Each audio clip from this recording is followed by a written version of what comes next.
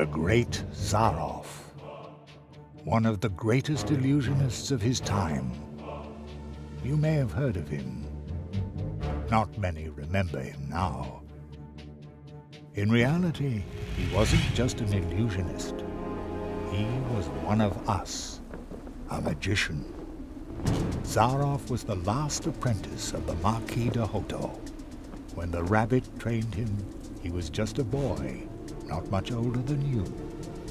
When his training was finished, young Zaroff and his teacher visited the clearing of the first tree, and they left some traces behind.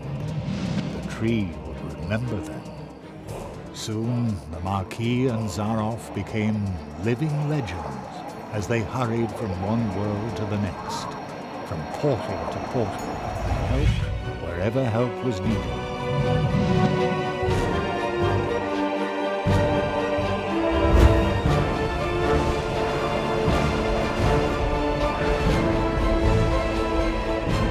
They were true tree walkers, but their path led them to a place where darkness ingrained upon their souls. I was there when the mirror of shadows disclosed to them their own potential. They beheld their own brightest virtues and saw the darkest chasms within their souls. And only few can bear that kind of truth. So it was only a matter of time until the dark seed sprouted within them. And when it did, the Marquis was the first to start doubting the ideals of the tree walkers. Then the apprentice started doubting the teacher, and finally the two of them turned on each other in hatred. In his blind wrath, the Marquis banished his apprentice to the world from whence he came. He took away his ability to walk between worlds, so that every portal would remain closed to him.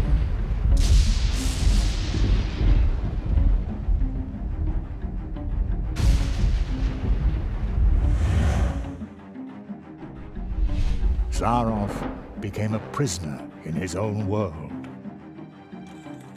A world that had room for magic only on its stages. Thus he became the great Zaroff, the illusionist. But the appeal of the new tricks he invented to captivate his audience soon wore off, and Zaroff fell for a second time. Marooned, forgotten.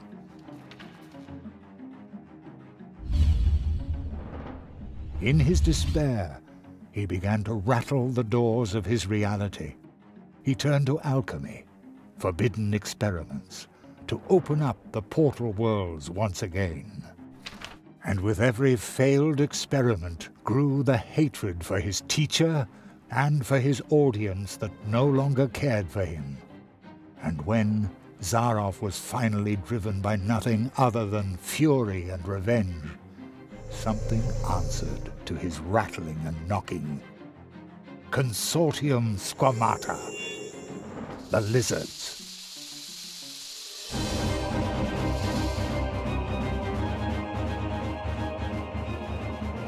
With its false promises, the Consortium had already passed through many worlds. Promises that would disturb the balance of nature. Zaroff was approached by 4 members of the Consortium. They offered the magician a deal. The lizards had surreptitiously obtained the ability to walk between worlds, but they didn't know the way to the most secret of places. Zaroff, on the other hand, had memorized the paths of the tree walkers, the portals, the path to the clearing of the first tree. Thus he led the lizards through the portals, betraying the tree walker he had once been with every step of the way. In exchange, they gave him the power to cast a curse on one of the first trees. The lizards gave Zaroff 4 nails. 4 nails, made of 4 cursed metals, serving to drive the magician's spell deep into the trunk of the first tree, where it would take effect and make the inhabitants of the portal worlds his final audience, thus trying to obtain respect and glory by force. Zaroff's final great triumph. And while the portal worlds were suffering from the curse of Zaroff, the lizards invaded them, as they had done many times before. Only one could have provided help, but Zaroff's mentor, the Marquis de Hoto, had spiraled himself further into the darkness that the Mirror of Shadows had revealed to him. The Cold One! He was willing to let us freeze to death. The good tree walker who had trained Zaroff. I had already given up hope I would ever meet him again. But when Zaroff entered the clearing, the first tree remembered the magicians. When it recognized the threat that the apprentice posed, the first tree brought to life and sent out the memory of his teacher. So, the memory of the Marquis de Hoto, shaped long before his own corruption set in, left the clearing of the first tree, and promptly forgot that it was nothing but a memory. And once again, he was a true tree walker. He set forth to find himself an apprentice, somebody who would be able to stop Zaroff. He answered your call. The roots of the first tree run deep, even into our dreams.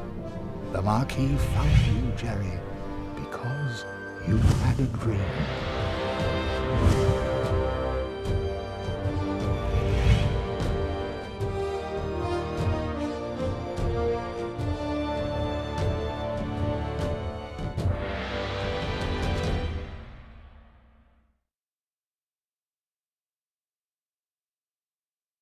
But with every ending, other stories begin. They are like waves in the ocean, always in motion, spilling over and intertwining. Some stories tell of huge problems we create for others that can barely be solved, even with courage, especially when you're nothing but a tiny mouse. But perhaps someone is going to step up.